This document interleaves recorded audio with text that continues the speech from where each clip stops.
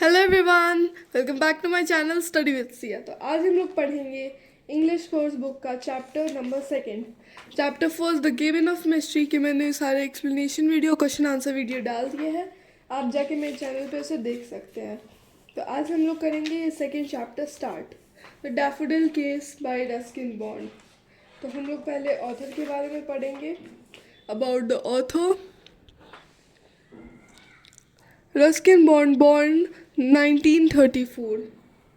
तो Ruskin Bond का जन्म हुआ था 1934। Is an Indian author of British descent. तो मतलब इसका मतलब होता है कि ये इंडिया में तो जन्मे हैं, लेकिन जो इनके तो पहले जैसे दादा परदादा वो सब जो तो क्या तो कहते हैं उन्हें एंसेस्टर्स, वो ब्रिटिश के थे। लेकिन फिर धीरे धीरे होता है कि कोई फैमिली में एक मेंबर इंडियन का है, तो फिर वैसे करते करते ये एक इंडियन थे, लेकिन इनके जो डिसेंडेंट्स थे वो ब्रिटिश थे।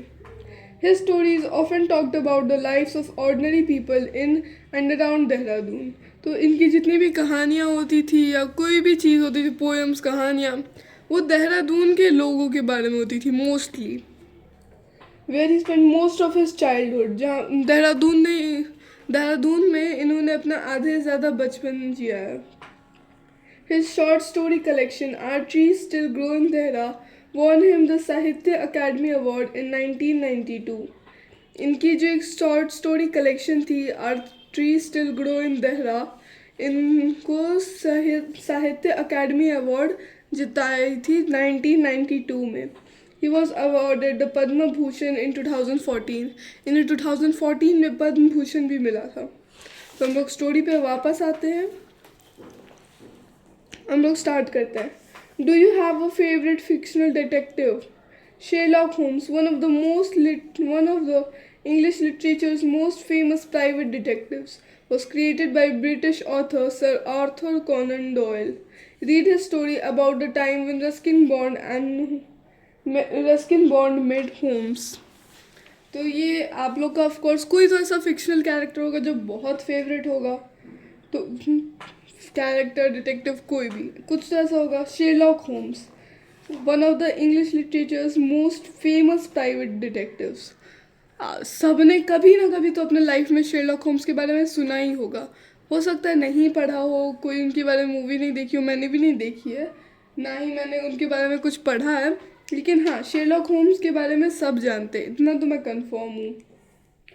शेरलॉक होम्स जो है, इनको लिखा गया था सर आर्थर कॉनन डॉयल ने। ये एक जीके का क्वेश्चन है जो मोस्ट ऑफ द एग्जाम्स में पूछा जाता है। मतलब मेरे एग्ज़ाम में तो पूछा गया था, नॉट कॉम्पिटिटिव एग्ज़ाम्स, लेकिन हाँ एग्ज़ाम्स में पूछा जाता है। तो ये इसको याद कर लीजिएगा। Read the story about the time when Ruskin Bond met Holmes.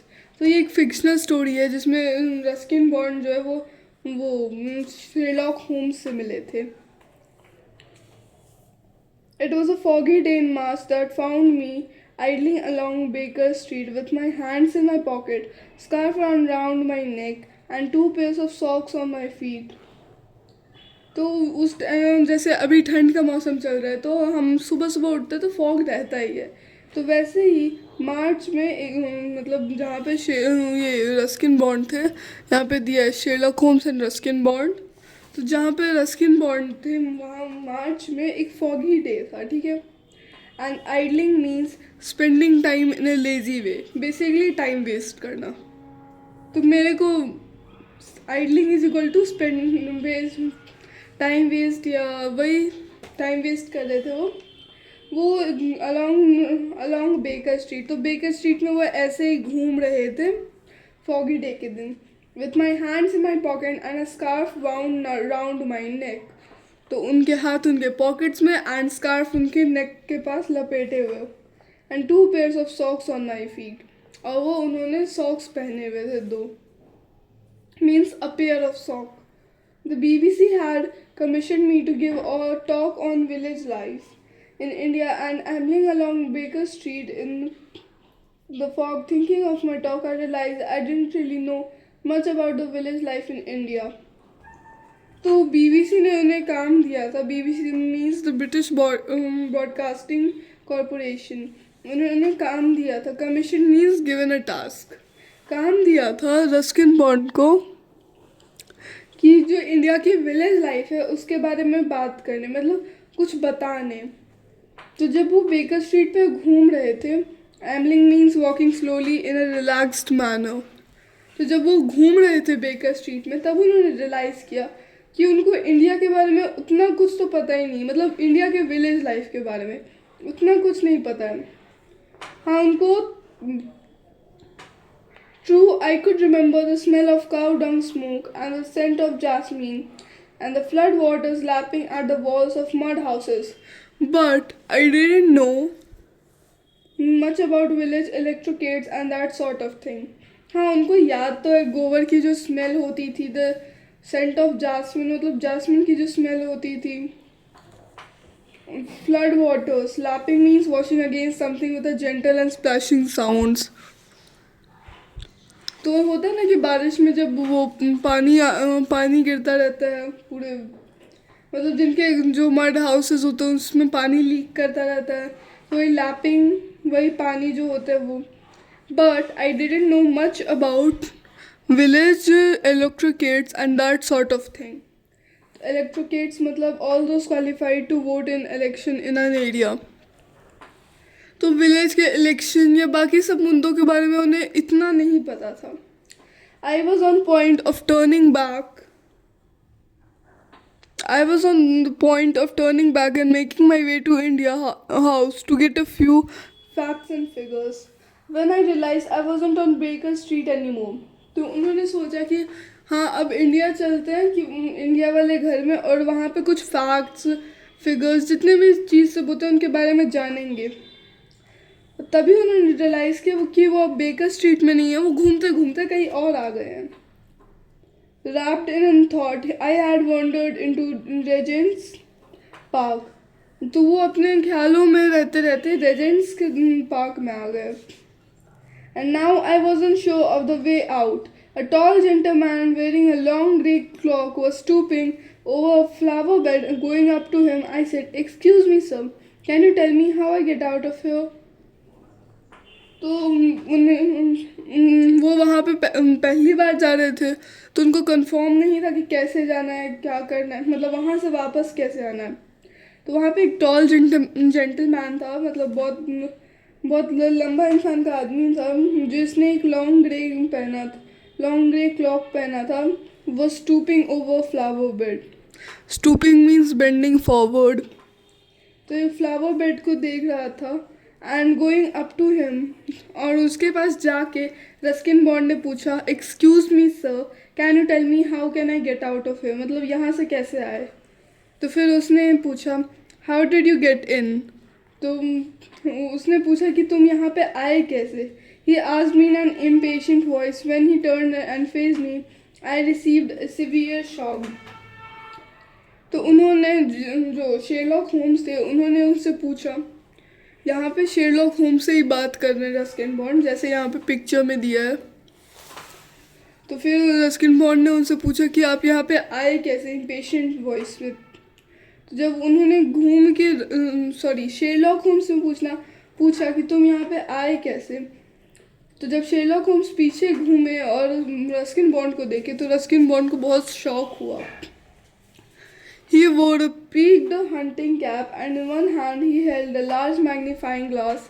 He possessed a long steely jaw, and his eyes had a fierce expression. Peaked मतलब pointed, and steely means hard. तो उन्होंने हंटिंग कैप पहनी थी जैसा इस picture में दिखाया हुआ है, and in one hand he had a large magnifying glass. तो एक हाथ में उनके पास बहुत बड़ी सी एक मैग्नीफाइंग ग्लास थी। He possessed a long steely jaw and his eyes had a fierce expression. तो यहाँ पे देख सकते हैं जैसा पिक्चर में दिया हुआ है, तो उनके पास बहुत फियर्स एक्सप्रेशन था, जैसे बहुत वो एंग्री एक्सप्रेशन था। "Good heavens!" I exclaimed. "You are Mr. Sherlock Holmes." तो फिर रस्किन बॉन्ड ने यहाँ पे चिल्लाया कि "गुड हेवेंस, आप तो शेरलॉक होम्स हैं." "And you sir?" Sherlock Holmes ने पूछा, "आप कौन?" He replied with a flourish of his cloak, Are you just out of India, unemployed, and due to give a lecture on the radio? यहाँ पे with a flourish in a showy manner. In a showy manner.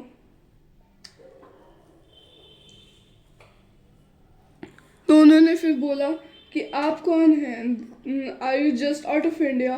मतलब आप just India से आए हैं, unemployed, without any work, and एक radio पे एक लेक्चर देने वाले हैं. But how did you know all that? I stammered. You have never seen me before. I suppose you know my name too. But how did you know all that? मतलब फिर Ruskin bond चौंक गए कि इन्हें इतना सारा कैसे पता है मेरे बारे में. तो फिर उन्होंने बोला कि आपने मुझे तो कभी देखा नहीं है. आई सपोज कि तुम्हें मेरा नाम भी पता होगा. फिर यहाँ पे शेरलॉक होम्स ने बोला, elementary my dear Bond, the BBC note paper in your hand, on which you have been scribbling, reveals your intention to give a talk. Your name is on the envelope, which you hold upside down behind it. It is 10 o'clock in the morning, and if you were not unemployed, you would be sitting in an office. Elementary means simple and easy. तो फिर Sherlock Holmes ने बोला easy because पहला तो आपका जो वो है, आपके हाथ में जो BBC नोट पैड है वो बता रहा है कि उस पर जो आप लिख रहे हो वो बता रहा है कि आप उस पर जितने भी आइडियाज़ हैं वो लिख रहे हैं. उसके बाद आपका जो नेम है वो एनवेलप पे ऑलरेडी दिया हुआ है, तो उससे भी गेस कर सकते हैं जो आपने उल्टा पकड़ा है. एंड उस टाइम 10 बज रहे थे, तो एक जो ऑफिस वर्किंग इंसान है वो भी ऑफकोर्स ऑफिस में होगा, रोड पे तो नहीं घूम रहा होगा. And how do you know I am from India? I said trifle resentfully. Trifle means a bit and resentfully means in a matter that shows hurt. फिर रस्किन बॉन्ड ने बोला कि आपको कैसे पता कि मैं कहाँ से हूँ? A bit, he was a bit hurt in that manner. Your accent, said Holmes with a smile. फिर होम्स ने बोला आपका जो एक्सेंट है वो बता रहा है कि आप इंडिया से हैं. तो सब जगह का एक्सेंट होता है, जैसे अमेरिका का एक्सेंट अलग हो गया, ऑस्ट्रेलिया का एक्सेंट अलग हो गया, इंडिया का एक्सेंट अलग हो गया, ब्रिटिश का एक्सेंट अलग हो गया. तो उस हिसाब से शेरलॉक होम्स ने बताया कि रस्किन बॉन्ड का एक्सेंट की वजह से कितना डिफरेंस है. तो यहाँ पे वीडियो हम लोग ख़त्म कर रहे हैं क्योंकि वीडियो बहुत लंबी हो चुकी है. सो हम लोग नेक्स्ट वीडियो में इसके आगे का कंप्लीट कर लेंगे. तो अगर आपको ये वीडियो अच्छी लगी हो तो इस वीडियो को लाइक करना, मेरे चैनल को सब्सक्राइब करना, बेल आइकन भी प्रेस करना. And thanks for watching. Bye bye.